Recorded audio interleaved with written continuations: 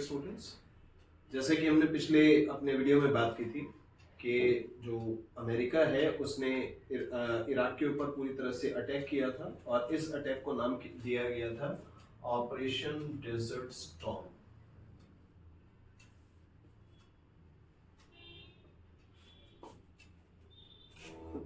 यहाँ operation desert storm जो है बहुत ही इंपॉर्टेंट है क्योंकि ये जो वॉर थी लोग अपने ड्राइंग रूम में बैठकर देख रहे थे और इसे बोला गया था द कंप्यूटर वॉर या जिसे हम कहते हैं वीडियो गेम वॉर। ये इसलिए ज्यादा इंपॉर्टेंट है क्योंकि लोग लाइव इसका प्रसारण देख रहे थे। दो चैनल्स थे जो उस टाइम पे इसको लाइव शो कर रहे थे, CNN, BBC। ठीक है, अब आप कहेंगे कि ये चैनल्स आज तो बहुत ज़्यादा पॉपुलर हैं और बहुत ज़्यादा लोगों के पास इनकी रीच है, लेकिन उस टाइम पे ये क्योंकि नए चैनल्स मार्केट में आए थे और ये वो दौर था जब बहुत सारे चैनल्स, सैटेलाइट चैनल्स इंडिया के मार्केट में एंटर कर रहे थे, तो ये उस टाइम की चीज़ है। और यहाँ सबसे पहले अमेरिका ने यूज़ किया था स्मार्ट बॉम्ब्स का, ठीक है, जिसको हम कहते हैं स्मार्ट बॉम्ब। स्मार्ट बॉम्ब का मतलब ये है कि या तो लेजर गाइडेड बॉम्ब होंगे, लेजर से आप गाइड करेंगे बॉम्ब को, या बॉम्ब जो है उसको टारगेट फिक्स करके पहले से ही टारगेट उस पर फिक्स कर दिया जाता है, फिर उसको लॉन्च किया जाता है। तो ये इस तरीके की चीजें जो हैं, जो मॉडर्न इक्विपमेंट्स हैं, वो अमेरिका यहाँ लेकर आया था। और यहाँ ऑपरेशन डेजर्ट स्टॉर्म के बाद में काफी डिस्ट्रक्शन हुआ, इराक के अंदर काफी सारा दिक्कतें आई और फाइनली इराक ने सरेंडर कर दिया सेकेंड गल्फ वॉर के बाद। दो गल्फ वॉर हुई है, पहली हुई है और उसके बाद में दूसरी गल्फ वॉर हुई है।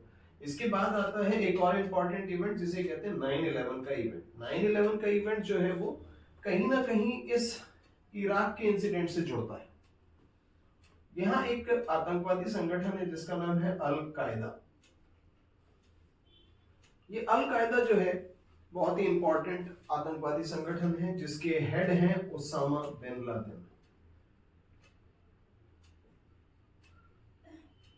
ये वही ओसामा बिन लादेन है जिसको बाद में एबटाबाद में अमेरिका मार गिराएगा और जिसको जल समाधि दे दी जाएगी, मतलब समंदर के अंदर जिसकी कब्र बना दी जाएगी। तो ये ओसामा बिन लादेन बहुत ही इंपॉर्टेंट है, अल कायदा बहुत ही इंपॉर्टेंट है और यही 9/11 को अंजाम देते हैं। 9/11 यानी कि सितंबर 11, ठीक है, अमेरिकन कैलेंडर के अकॉर्डिंग मंथ पहले आता है और डेट बाद में आती है। तो यहाँ सितंबर 11 का ये सारा का सारा इंसिडेंट है जब अल कायदा के कुछ मिलिटेंट्स ने प्लेन हाईजैक कर लिए थे और इन प्लेन्स को हाईजैक करके ट्विन टावर्स, जिनको वर्ल्ड ट्रेड सेंटर के नाम से जाना जाता था, उनके ऊपर ये क्रैश करा देते हैं। ठीक है, उनके ऊपर क्रैश कराने के बाद में ये दोनों टावर्स जो है पूरी तरह से जल जाते हैं और ये 9/11 का इंसिडेंट है जो कि अमेरिका के हिस्ट्री में सबसे बड़ा टेररिस्ट अटैक माना जाता है। ये इतना बड़ा टेररिस्ट अटैक है कि यहाँ थाउजेंड्स ऑफ पीपल मारे जाते हैं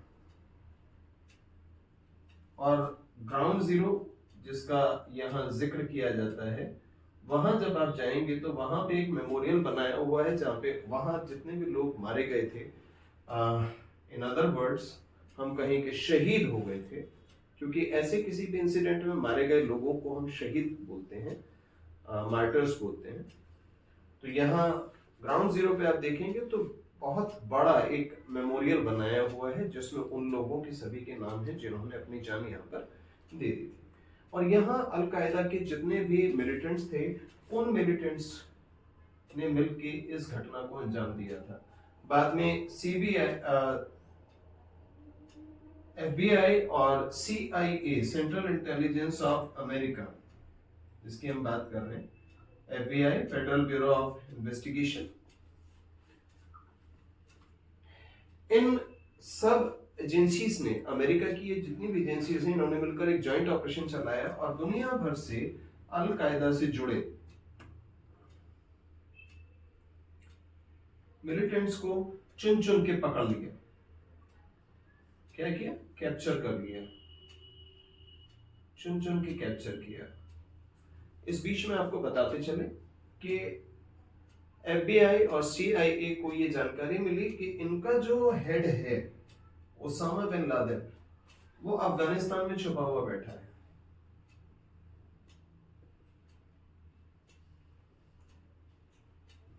और जगह है तोरा बुरा।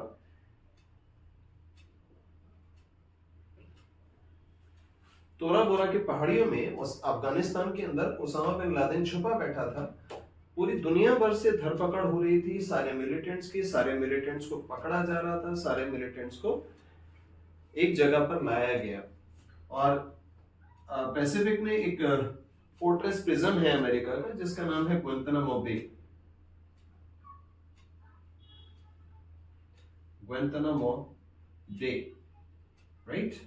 ये पैसिफिक के अंदर अमेरिका का एक बहुत बड़ा मिलिट्री बेस है जहां पे इन लोगों को रखा गया था और वहां इन लोगों से पूछताछ की गई थी। और अमेरिका ने यहां डिसाइड किया कि अब हम फ्यूचर में और ज्यादा कोई मिलिट्री अटैक या मिलिटेंट अटैक हम अपने यहाँ पर नहीं देखना चाहते, तो उन्होंने अपनी इंटरनल सिक्योरिटी को बहुत ज्यादा मजबूत करना शुरू किया। और इंटरनल सिक्योरिटी मजबूत करने का नतीजा ये हुआ कि वहां अब कोई इस तरीके का खतरा या वहां इस तरीके का कोई अटैक अब देखने में नहीं आता। तो यहां सबसे इंपॉर्टेंट चीज निकल के आती है अलकायदा और अलकायदा का लीडर। अलकायदा के लीडर को बाद में अमेरिका ने अपने एक जॉइंट ऑपरेशन में, जिसमें CIA, FBI, मरीन सील्स, इन सभी ने एक जॉइंट ऑपरेशन किया और एबटाबाद के अंदर इसको मार गिराया था, राइट? और एक तरीके से आतंकवाद का खात्मा कर दिया था।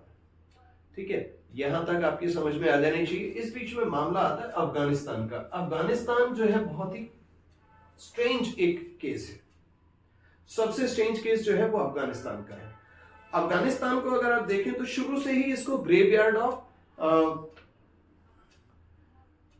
सल्तनत कहा जाता है, यानी कि बहुत बड़े बड़े जो एम्पायर्स हैं, ठीक है, अफगानिस्तान को कहते हैं ग्रेवयार्ड ऑफ एम्पायर्स। तो बड़े बड़े जो एम्पायर हैं वो यहां आकर उनकी कब्र खुद जाती है, ऐसा कहा जाता है। तो अफगानिस्तान के ऊपर भी मिलिटेंट यहां जो अलकायदा से जुड़े इसके तार हैं, उसकी वजह से अमेरिका ने ईयर 2001 में यहां अटैक कर दिया। क्या किया? अफगानिस्तान के ऊपर अटैक कर दिया और अफगानिस्तान का पूरा कंट्रोल अपने हाथों में ले लिया। अब अफगानिस्तान का कंट्रोल अपने हाथ में लेने के साथ ही वहां पे जितने भी मिलिटेंट ग्रुप्स थे उनको वहां से उन्होंने खदेड़ना शुरू किया। हालांकि जो अफगानिस्तान का टेरेन है, आपको पता है, हिंदू कुश और कुनलुन की जो पहाड़ियां हैं उनके बीच और हिमालय है, तो ये एक प्लेट्यू और बहुत ज्यादा रजक टेरेन है, जिसको हम कहेंगे कि बहुत ज्यादा ऊंचाई वाला इलाका है। इसके अलावा वहां के लोग जो जबान बोलते हैं पश्तो, वो नॉट इजी टू अंडरस्टैंड है। तो यहाँ सबसे बड़ा जो इनका सामना हुआ वो एक बहुत ही खतरनाक नेचुरल जो व्यू है उससे, और दूसरा लैंग्वेज से हुआ। यहाँ बहुत ही मुश्किल था अमेरिकन के लिए कि किसी भी तरीके से यहाँ अफगानिस्तान के ऊपर अपना स्ट्रॉन्ग होल्ड बना के रखें। ये हमने बाद में भी हम देखेंगे कि 2022 में अमेरिका वहां से पूरी तरह से निकल जाता है। 2001 में आया, 22 में निकल गया। इससे पहले 1979 में रशिया ने इसको अपने कब्जे में किया था। खैर उस टाइम पे इसको USSR बोलते थे, उन्होंने अपने कब्जे में किया था। और तब अमेरिका ने वहां के जो आतंकवादी संगठन थे या वहां के जो मुजाहिदीन थे, मुजाहिदीन बेसिकली उनको बोला जाता था फ्रीडम फाइटर्स, जो अपने फ्रीडम के लिए लड़ाई करते हैं। तो उन फ्रीडम फाइटर्स को क्या किया था? USA ने मदद की थी। अब ये मदद कितनी ज्यादा खतरनाक हो सकती है, ये चीज यहां देखने के लिए आती है कि जिन मिलिटेंट की वो वहां मदद कर रहे थे, उन्होंने अपना एक नया आतंकवादी संगठन बनाया जो जुड़ गया। मुजाहिदीन आगे जुड़े अलकायदा से, अल कायदा क्योंकि मुजाहिदीन के साथ जुड़ा, तो ये ओसामा बिन लादेन पहुंचे अफगानिस्तान, और अफगानिस्तान के अंदर इन्होंने 9/11 अटैक को अंजाम दिया। और यहाँ बहुत बड़ी चीज है कि रशिया को निकालने के लिए जिन लोगों की यूएसए मदद कर रहा था, बाद में वही यूएसए के ऊपर अटैक करने में कामयाब हो गए। और 2001 में पूरी कोशिश की गई कि किसी तरीके से इन सारे के सारी चीजों को सप्रेस किया जाए, दबा दिया जाए, रोक दिया जाए। यहां एक और चीज आपको मैं बताता चलूं कि फाइनली जब 2022 में बहुत सारी चीजें हैं या बहुत सारी घटनाएं हैं, उनको जोड़ते हुए, क्योंकि 2001 में जब यहां स्टार्ट किया था तो यहां हिजबुल मुजाहिदीन की एक सरकार थी, जिसमें बहुत ही इम्पोर्टेंट लोग जो हैं यहाँ जुड़े हुए थे सरकार से।